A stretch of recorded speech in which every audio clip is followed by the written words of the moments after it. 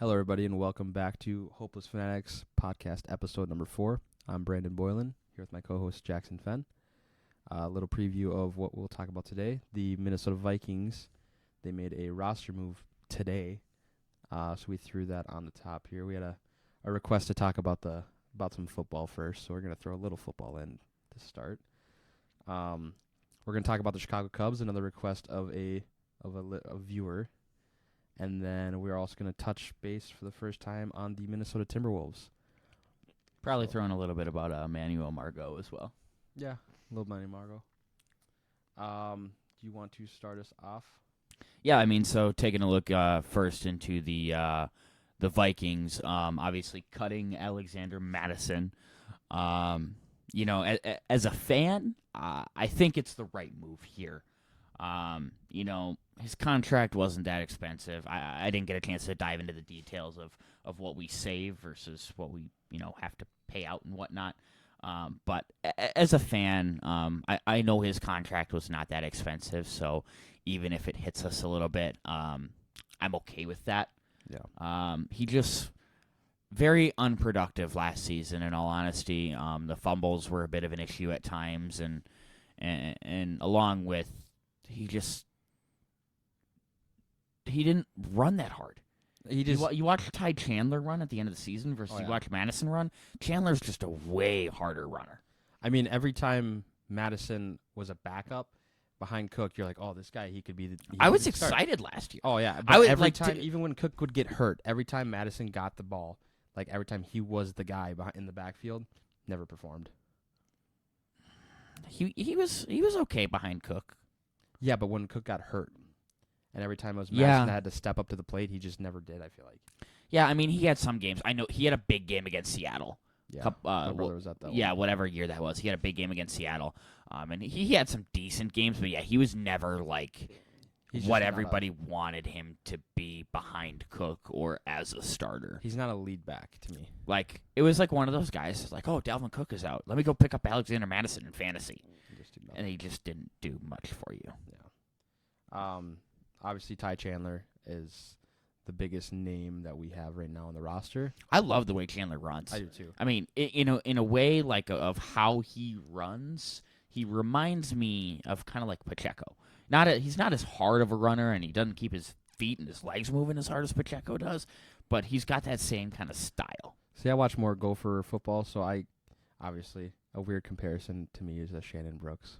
Yeah, but nobody knows who's that. That's okay. He's a part of that Gophers trio of seniors. Yeah, of extra seniors.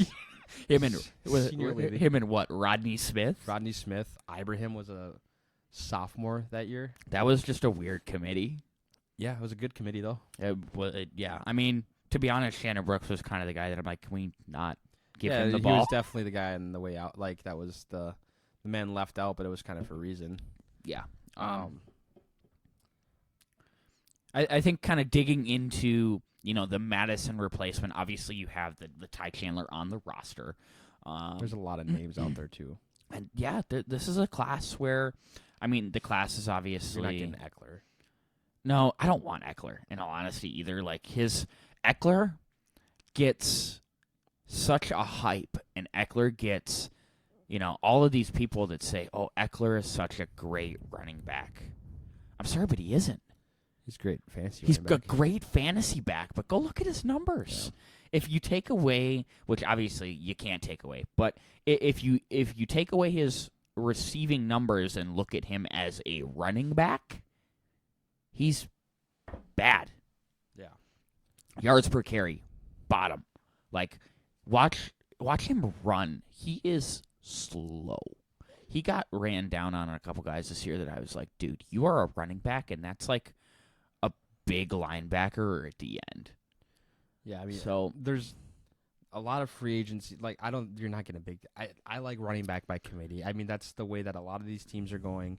You're not going to get a Barkley unless you get Christian McCaffrey. I think we could get a Derrick Henry. But I think that For the price you got to pay, is it worth getting a Derrick Henry? but in that, this that offense? that decision boils down to what you do with Kirk Cousins. Yeah. Right? If you let Kirk walk, you might have a little bit more money to spend on a guy like Derrick Henry, depending on what the deal is for Jefferson. I think that deal is going to break the bank if it is a re-sign in Minnesota, or an extension. I would guess that's on the upwards of $30 million a year.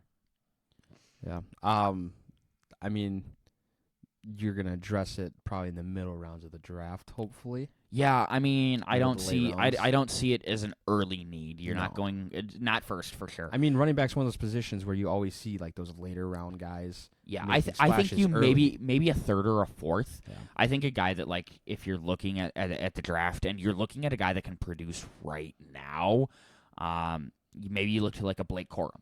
That's gonna be second round probably. I don't think so because of Corum's age. Yeah. Because he's coming out of the draft at I think he's 24. He's either 23, 24, right around there. He's coming out at such a later age than so many of these other guys that I think he's going to fall because of it, right? I mean, unlike a Braylon Allen. Braylon Allen, I think, like, obviously Corum is probably the better running back, but they're probably going to go around the same time as each other just because Allen is, 3-4 years younger. I mean, Allen's built like Derrick Henry. Allen is, he's built well. He's a good hard running running back as well. But I think Corum could be somebody that, like, right, you might not be looking to find your franchise running back, but you might be looking for that bridge piece. Yeah. And Corum can give you 3 seasons before you really need to make that decision. Because, I mean, right, like, the shelf life of a running back is 27, 28 years old. I mean, for most guys, obviously there's the exceptions to that. But, I mean, think about it this way. Todd Gurley is still in his 20s. Yeah. That's the shelf life of a running back, right? That's a little different. It is, but at the same time, is it? I mean, I guess not, but, like, Todd Gurley's was a little special because he went from literally being so good to having his arthritis in his knee, right? Yeah, it was something like that. And just, I mean, he went to Atlanta for that year, but, like, he fell off. Like, I mean, it wasn't anything that was his fault. It's just something that happened. Like, it's nothing he could have did about it.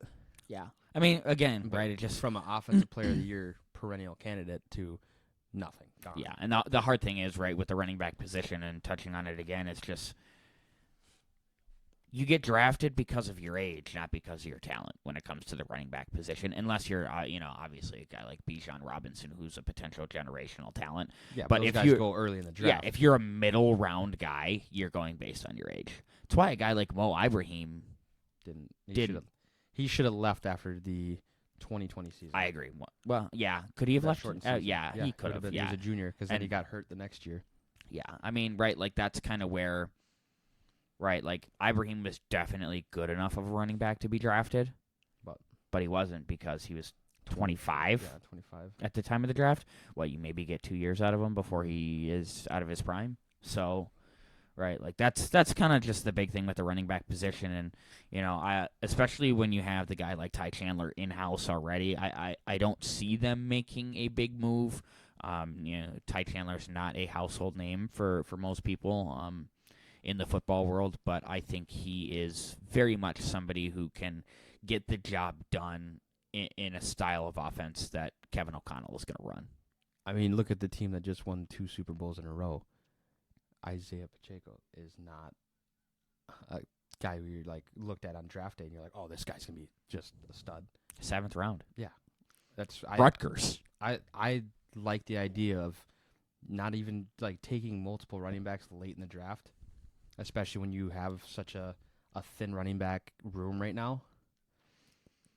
I mean, McBride could still have something. You never know.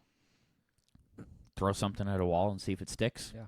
I mean, you don't have much to lose right now. You're not paying them anything. Yeah, no, I agree for sure. I think that running back position, you stick with either Chandler or you go late. If you can get a Henry at a $8 million a year on a 2 or 3 year deal, think maybe you take it to, especially if you're the Vikings and you think your window is still right now, then maybe you take a chance on that and, cut some payroll elsewhere, but wouldn't go big spending. Yeah. All right. Kind of moving on from the Vikings. Moving on to the Cubs next. Obviously, the re-signing of Cody Bellinger. That's a big one, especially, it's a good deal for both sides, right? Yeah. I mean, the Cubs get Bellinger back at least for this season.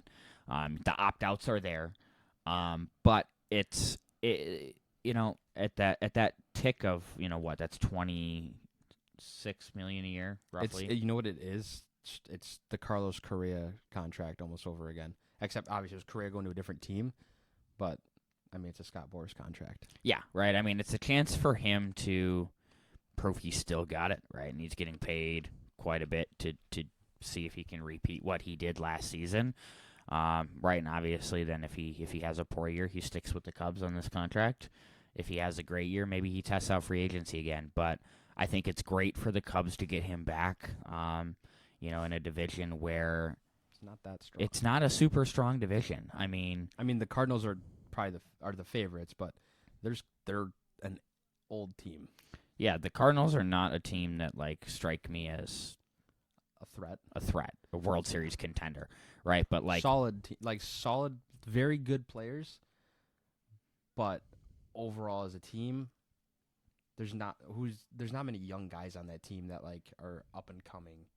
There's Carlson, right? Yeah, and then Walker. And they kind of neglected Walker, I feel like, for a little bit. Yeah, I think so too. It's you got Goldschmidt and Arenado. I'm surprised Goldschmidt didn't get traded last year. Me too. I think especially I wanted him in Minnesota. I did too. And especially if they get to a point where they are, underperforming in season, I think Goldschmidt's probably gone by the deadline. Yeah. But yeah, Arenado, and then you look at the rest of their roster. Contreras isn't young, but he's not old. Contreras is kind of. He's got some left in the tank. I love me some Sonny Gray, and I hated that he left, but I still hope he does well with the Cardinals. So I think he's going to be a good piece for the Cardinals. He's a very consistent piece. Yeah. No, he is, and he will be. He'll have a solid season there for sure, no doubt about it. Strike out a fair amount of guys. Have a decent ERA. Have some grunts. Absolutely. Quite a few grunts. 100%. Every fastball for sure. It's every pitch. But for the Cubs in that division, right? The Pirates they're coming, but they're not there yet. Skeens, O'Neal Cruz. They've got some names. It's what they've always almost been is guys waiting in the wings, and they can't develop players. I feel like that they should. Yeah, I think they struggle too. But if you look at the talent that they have, a lot of their talent is still young. They don't have any older guys that are that's their talent piece right now, right? It's Mitch Keller, it's Paul Skeens, it's O'Neal Cruz. Brian Reynolds is still at a reasonable age.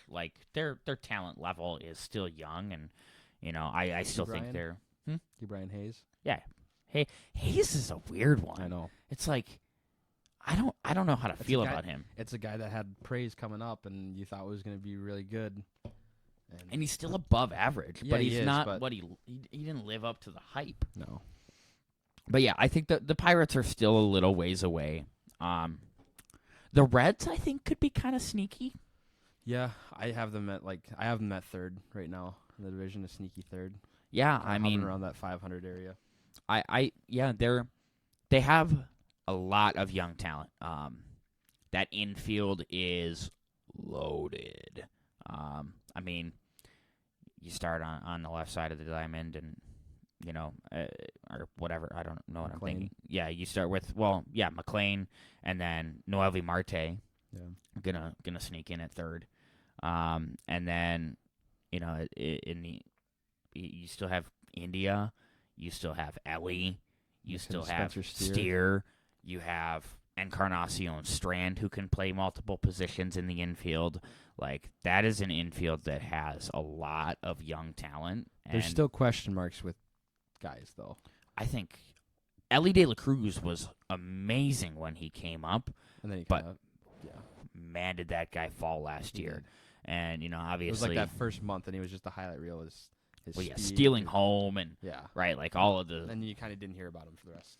yeah, he started off really really hot and then just kind of fell through the cracks the rest of the season. I feel like, and obviously still a great young talent and hoping he has a great season, but yeah, I mean there's a lot of talent there, and I mean they've got guys even in the outfield that are younger that are making some moves. I mean TJ Friedel, Yeah. solid piece in the outfield there, but kind of moving back to the main piece here with the Cubs. It's going to be tough this year, right? Like you still have Justin Steele, 3.06 ERA, 1.17 WHIP last year, right? One of the Cy Young finalists. He was great last season, and I expect him to be great again this year. But you do lose a guy like Stroman. And obviously Stroman did not have his best season last year, but it's more so the presence that a Marcus Stroman brings to your rotation, I think, that is going to be a little bit tough for the Cubs to lose as the rotation starts to move into some younger guys. But I think they're moving in the right direction, right? They won, it's like 83 games last year, right around that mark. And they got some solid talent, some solid prospects coming up with Pete Crow Armstrong, Michael Bush. There's another player that they have inside of the top 50. I can't remember his name off the top of my head. They got Morel. Yeah, Christian Morel is great. I like that guy a lot. I think they're doing a lot of the right things in Chicago. But I think it's going to be hard for them to win that division still. Yeah, I mean, you look to win a World Series and contend for another one. They had a lot of bad years. Like you have to suck to be really good, and they haven't really sucked that much. They've kind of just been like an team. Yeah, I feel like the move at this point is like if you are going to want to be a team that has the ability to be in it and contend for a long time, your options are either A, be the New York Yankees and the Los Angeles Dodgers and the Texas Rangers and New York Mets. Just spend $500 million every year, or if you're the Dodgers, I guess you can just spend $1 billion in an offseason. Oh, don't worry, they can just they'll just defer the rest 30 years. Yeah, they'll just Bobby Bonilla every single contract and then be paying players when they're 50-some years old. But see, that's where they're probably right. Like, they're going to be good now, but they might suck 20 years from now because they're still paying out on some of these guys. But the payroll is going to increase at that point, and that money is not going to be as valuable as it will be. Like, in 2040. Yeah. So your options are either beat one of those teams or do what the Baltimore Orioles did and just suck. Be the laughing stock.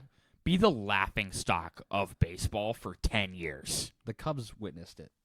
I mean, you sucked before you got. I mean, you started making like smaller trades, kind of getting. You got brought in John Lester. You got Jason Hayward. You kind of started slowly building that team up. And you traded for guy. You drafted Chris Bryant high in the draft. You traded for a guy like Anthony Rizzo, who was not proven at all. You made small trades. You brought up Kyle Hendricks. Addison Russell was a big for a little bit part of that team. Javi Baez was good for a while. I mean, but then you're just in that period right now where you're stuck. I feel like you're kind of stuck right now. You either have to make the decision to sell or buy. Yeah. In a way, and it all depends on how they do this year. Who does this team sell if they do not do good? You're not going to sell a Bellinger, I don't think. Probably not. No, unless you can get multiple good pieces for Cody Bellinger. I don't see that being a move that they make. There's not too many names on this team that you would sell, right? So I think you just kind of have to wait for your prospects to come up and hope that you continue to draft well and have more prospects come up over the next 4 or 5 years to be able to make your push, maybe in a 2026 or 2027 kind of thing. I think the Cubs have a chance to make the playoffs, but I see them at 500. We both put 81. They're an wins. 81 win team in my opinion. Yeah, You know, they're give just or straight up flat down take the middle. 5, right? Yeah. 76 to 86, I think, is probably their general area of wins this season. They're very middle of the pack. That's Yeah. just what they are. I mean, they have been for a little bit now, ever since the fall off from losing all the guys from that World Series team. Yeah, I mean that was just a fire sale all at once. Mm-hmm. So, I kind of mentioned on my notes about Seiya Suzuki, seeing if he could make another leap. He kind of made a leap last year. His OPS jumping up 80 points. Sample size was a little bigger. He played over 100 games both years, but played. I like him a lot. I mean, I think he's a good piece for them, and I mean, he's the most intriguing part of their offense, other than Bellinger, to me. yeah, I mean, yeah, when you look at names on their roster, especially hitting wise, that are like, what are the names that I see on the lineup card that I'm like, I want to watch that guy hit today? Not Patrick Wisdom. Sorry, Cubs fans. No, probably not Ian Happ either. At one point, maybe. At one point, sure, and even Patrick Wisdom at one point. Yeah. He had that, he just came up and had, that Linsanity run, wasn't it? Oh, no, wait. I always mix them up. I'm thinking of when Frank Schwindel came up with the Cubs. I was like, I don't No, know if it was not Wisdom. It was Schwindel. I don't know if he's hit over 210 in his career. Yeah, no, sorry. I don't know why I mix those two guys up from time to time, but yeah, it's Seiya Suzuki and it's Cody Bellinger, and those are Morel. Yeah, Morel as well. But outside of that, the rest of their lineup is. I mean, you got a Magical who could hit for some average, maybe, but Nico Horner is not bad. But it's I mean, it's not a bad roster, but it's not a roster that strikes me as a team that's ready to compete for a World Series. I mean, it's very similar in a way to the Twins roster. I think the Twins are a little better, but both it's teams not. Are in bad divisions, but I think the Twins are in a worse division. Yeah, and I think the Twins win maybe 85 to 90 games, but they're winning 85 to 90 games because they get however many games against the Chicago White Sox. Yeah. I mean, they actually, I feel like they didn't play that well against the Royals last year. No. I feel like every time Joe Ryan pitched against them, he gave up 5 home runs. Almost all to Bobby Witt. A lot of them to Bobby Witt. Pretty sure he gave one up to I can't remember the guy's name. He gave up somebody's first career home run, and they had played in 40 games or something like that. Yeah, no. Kind of moving on from the baseball section. Actually, before we move on from baseball, we'll touch on Manuel Margot. Yeah, I mean it's a okay acquisition in my opinion. It's telling me that they're not there was questions of, are you bringing back Michael Taylor? They're not. And I think the reason why they're not bringing back Michael Taylor is they have confidence in the ability of Byron Buxton to play more center field this year. And when I'm looking at things, right, if you think Byron Buxton is going to be able to play 100 or even 110 games, bringing back Michael A. Taylor doesn't make as much sense because, offensively last year, his output was more than you would expect from him. Yeah, it's not going to be as much. You would expect kind of a shift down in his offense, at least from the power numbers, because he had over 20 home runs last year. So, I mean, I think what I would say is, right, Margot turns into more of a platoon guy. I think he'll see some time in left, maybe some time in right, and he'll definitely see some time in center for Buxton. But I think he'll for sure see the right hand or the left-handed pitchers for a Wallner or a Kepler at times. Last year, his splits were pretty even. But if you go back to 2022, Margot's OPS was 874 against lefties. Right, so this is a decision where you're looking at, okay, if Buxton is playing that many games in the outfield and in center, then you don't need somebody like Taylor. You can bring in a guy like Margot who specializes a little bit better in hitting against left-handed pitching, and I mean, use him more. it's what I said about the A.J. Pollock possible signing, like a guy who can hit against lefties, and that's what we needed because you got the Matt Wallners, even the Larnacks that may see some time in the majors. Max Kepler. Kepler plays better against lefties, I feel like, than those two do. But, I mean, Buxton, I think, plays better against righties, too. Yeah, I mean, you'll have Willie Castro, who sees some games in the outfield, too. There's going to be a lot of different guys that kind of shuffle in and out there. Kirilloff has the ability to. Don't think he'll see many games in the outfield this year, but he's going to play the majority of the games at first, and then sprinkling in Carlos Santana from the DH spot. Yeah, Santana's going to DH a lot, and I think Santana will play at first against left-handed pitching. Throw him behind the plate for a game. Why not? Throwback. 2016? Yeah. Okay. Yeah. It'll be fun. I mean, do it against the A's. I'm okay with it if it's instead of Vasquez. Yeah, no, I'm not. No, I'm just kidding. No, I mean, yeah, don't put him behind the plate. Obviously, I don't think his knees have really any gas left in the tank. I want whatever's left in his bat. I mean, obviously his glove. At first base, I mean, he was a Gold Glove finalist. So, I mean, yeah, that's a good acquisition. But I think Margot is more of it was more of a why can't I think of the word that I'm thinking of?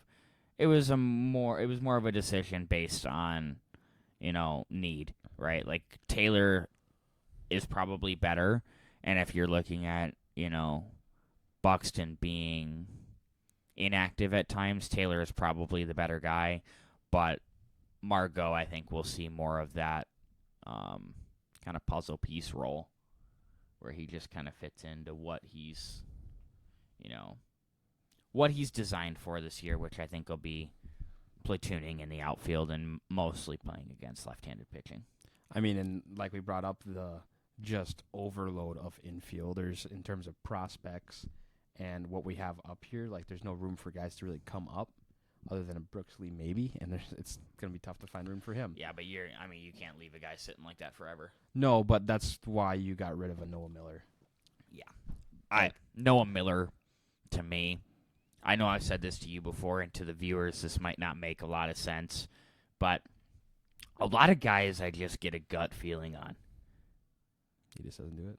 Noah Miller never gave me that. When we drafted Noah Miller, I was like, yeah, this guy is meh. I felt the same way about Keone Cavaco. Where is he? I don't know if he ever made it to Double-A. Yeah. I don't know. Noah Tyler Miller J didn't give you that feeling? Tyler J. No, I did not get that feeling from Tyler J. I think the only time that people have gotten a feeling from people were Buxton. I don't think Gordon really gave people that feeling. I did not have that feeling from Gordon personally. And then Royce Lewis. I had the feeling for Lewis for sure. I'm trying to think if there's anybody else that Chase Petty. Yeah, but we didn't have him long enough. I still like Chase Petty. That's a guy, once again, circling back to the Reds. Yeah, you never know. I never know with that guy. I like Petty a lot still. He's somebody that I think has the ability. Somebody that did give me the feeling that I was wrong about was Jack Leiter. That guy has really struggled. I mean, Miranda gave you the feeling, and it started really bad, then it was like, oh, man, I did right. I did have that feeling about Miranda, and I was year. right. But, I mean... Got to pack on some pounds? Is that what we're saying? You and I have had this conversation before. I've had this conversation with multiple people. I think Miranda's loss of his ability to hit came with the loss of the weight. I think it changes your swing. It does. It changes your swing, and I think he just did not adjust well enough for how his body adjusted. I think we could definitely see a bit of a resurgence and a bit of a comeback after. I think he probably was pretty determined in the off season to make a switch to be a better hitter. Yeah.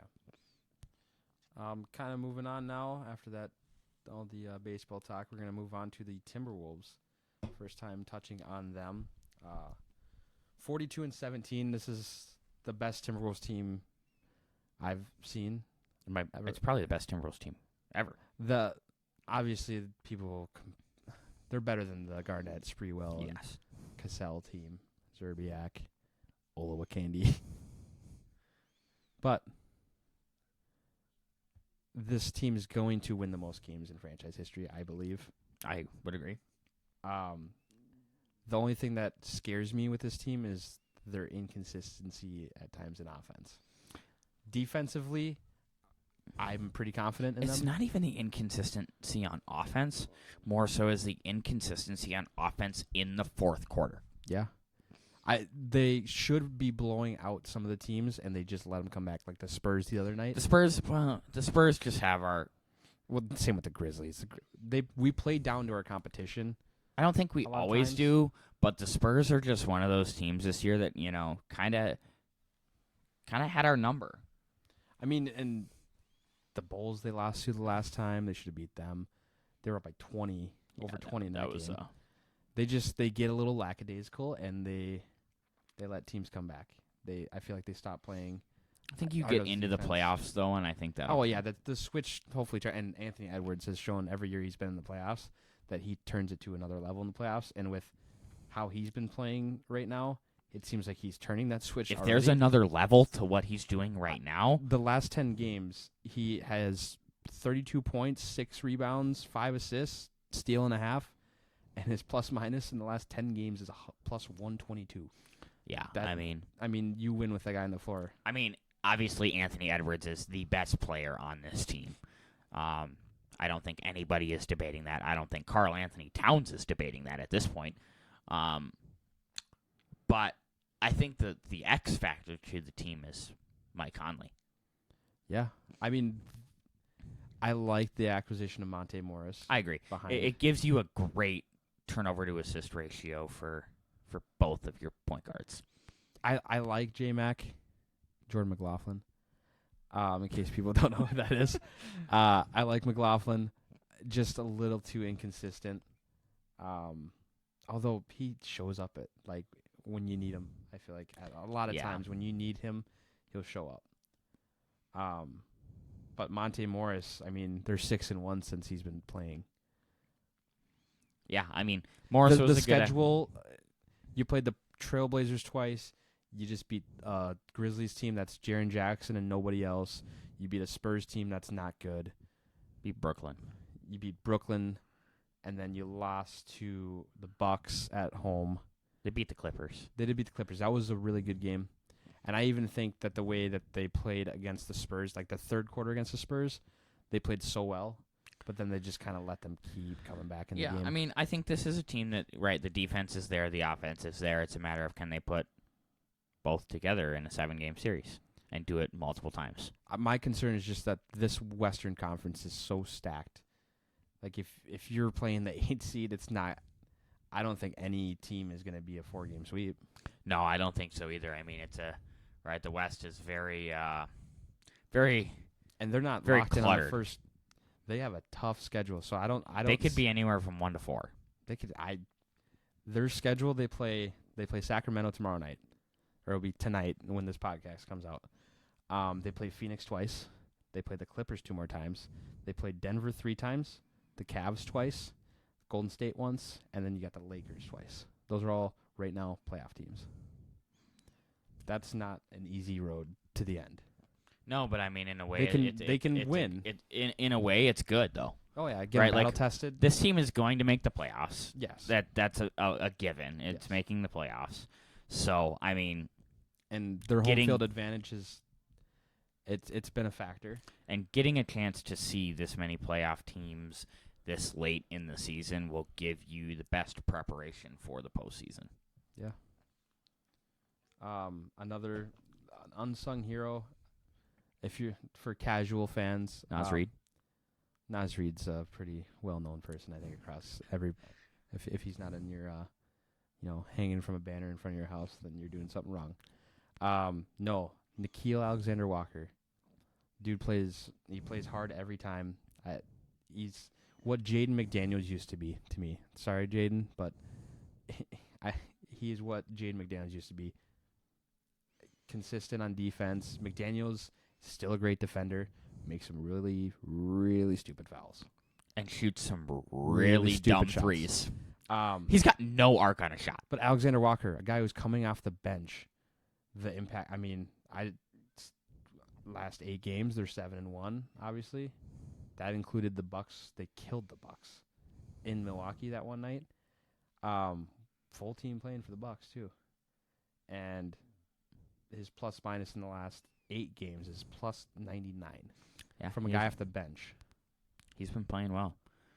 Yeah, I mean, I think this team has a very good core of 8 to 9 players that, give them a good chance to win every time that they hit the floor, right? You mean, obviously you got the 5 starters with Conley, Edwards, McDaniels, Towns, and Gobert, but then you add in Reed, you add in Alexander Walker, you add in Morris, right? Like, I mean, Kyle Anderson is.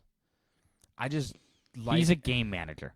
He is. Kyle I Anderson. don't like the offense running through Kyle Anderson. Kyle Anderson is Brock Purdy. Kyle Anderson, when the offense runs through him, it's slow. He's Brock Purdy. Yeah. He's a game manager. He can lead your team. He can lead that second group, and make things happen. But if you are running through him, I don't think you're going to be in a spot that you would necessarily want to be. Yeah. He doesn't turn the ball over a lot, and he plays decent defense, but I think he's just... Sometimes I feel like he's just kind of there. I mean, a guy that I want to see play, it just sucks because you have Gobert. Luka Garza? Yeah. Know where I was going. Yeah. Gobert, Towns, and Reed, who all together play over 90 minutes in a game. Like, they all average, I mean, probably close to. Reed probably averages 20, low 20s. It's like 2 of them are always on the floor. Yeah. I mean, Gobert the other night played 39 minutes against the Spurs. And then you got Towns, who plays probably mid-30s in minutes, and then Reed comes off the bench with 20. There's no room for Luka Garza except for the blowouts. But every time he comes in those games, he makes an impact, and he's the main scorer. Yeah. I'd love to see him get a chance, or, at some point, right? Like, he's been so good in the G League that he's going to get picked up. Yeah, right. You need to maybe find a way to piece him in a trade if you can't find a way to play him. Yeah. I mean, Troy Brown was a guy who I didn't hate. Like, he had some moments, and then you kind of utilized those moments. You know who I did hate? In a trade, Shake Milton. Who was sent with Troy Brown. Thank God. Yeah. And you got a piece back that you needed, and it was a guy that was kind of predicted to be traded to the Wolves. It was either him, Tyus Jones maybe was coming back, but that was very, iffy. Like, Monte Morris it was not a shock, I feel like, to any Timberwolves fan that they got Monte Morris. That was kind of the guy who was on the radar for months. And, they got him, and he's making an impact, a positive impact. They're winning games, and hopefully they keep winning games and continue it into the playoffs. Yeah. I think the team has a chance to go all the way. Oh, they do. I mean, defense wins championships. Yeah. They can continue to play the way that they played in the regular season. I think they can give anybody a run for their money. Yeah. All right. Well, do you have anything else for today? No, I mean, I think we pretty much touched on everything that I felt like I wanted to touch on today. All right. Cool. Now with our episode random athlete of the day that we're going to do every week. Today I went with a golfer. Recently retired. Are golfers athletes? Am I an athlete? I don't know. Are you? I golf. So let's let the commenters answer that. Retired last year. Very synonymous with his wardrobe. Only ever played one tournament for the last 20 years probably. That was the Masters. Sandy Lyle. Sandy Lyle with the overalls. Good for Sandy. Good for Sandy. If I could go out and play Augusta once a year, absolutely. I would do it in a heartbeat. Hey, you win it once, you just play it until you can't play anymore. I'd give up a toe just to play at Augusta once. Yeah, you're playing it for free. Yeah. Oh boy, I got to travel to Augusta. I got to pay for my own travel. Pretty sure the dude's set. Yeah. I would. Yeah. I don't. Yeah. I mean, I was gonna go Mike Weir, But then I was like, nah, Sandy Lyle, the overalls. Gotta go with the overalls. Yeah, Sandy Lyle. It was always one of my favorite things. I hate that I won't be able to do it this year. Was pulling up Masters on Thursday, seeing how many shots over par Sandy Lyle shot for the day. But hey, he was having a great time out there. I'm sure he was. All right. Well, that's going to do it for our episode today. A little shorter than some of the other ones. But not as much to talk on. It's kind of in that lull period. Free agency hasn't happened yet in NFL. We're in that spring training phase for MLB. So once we get closer to the opening day, We're still kind of waiting on a few guys to sign Snell and Chapman, and we're waiting on a few guys to sign before we kind of come out with our, Thanks, full Scott. predictions. Yeah. And then NBA, obviously, as we get closer to playoff time, I think we'll keep mentioning the Timberwolves more. Yeah, we'll talk about the NBA for sure. We got coming up we'll probably I think we should touch on college basketball maybe coming up. Yeah, touch on some college basketball. Probably touch a little bit, maybe in the next episode about, where we could see some NFL free agents landing as free agency opens up here in about 2 weeks. And like I said, with college basketball, you got March Madness coming up, so maybe we can do a thing when we do our brackets, talking about our brackets. Yeah. I'm looking to get myself, a back-to-back banner champion in the Boylan bracketology. Sorry to all the Boylans that I beat last year, but I never had a chance. I'm trying to do it again. To be fair, I didn't even pick the winner. By the way, no, you didn't. I picked one team that made it to the Final Four. By the way, in case you're noticing, our wardrobe's a little different today. Just a little. I mean, we came from work meetings, so we didn't really want to change. It was more like I forgot clothes. Yeah, and then if I changed into clothes, it'd have been a little weird if one guy's in a twin shirt and the other guy's in a suit. So we felt like we should just go full professional today. Yeah. So, alrighty, well, thank you for tuning in to episode 4. Again, anytime you guys have any questions or comments or anything that you're willing to give us some input on, we're happy to listen in, and we'll see you guys next time.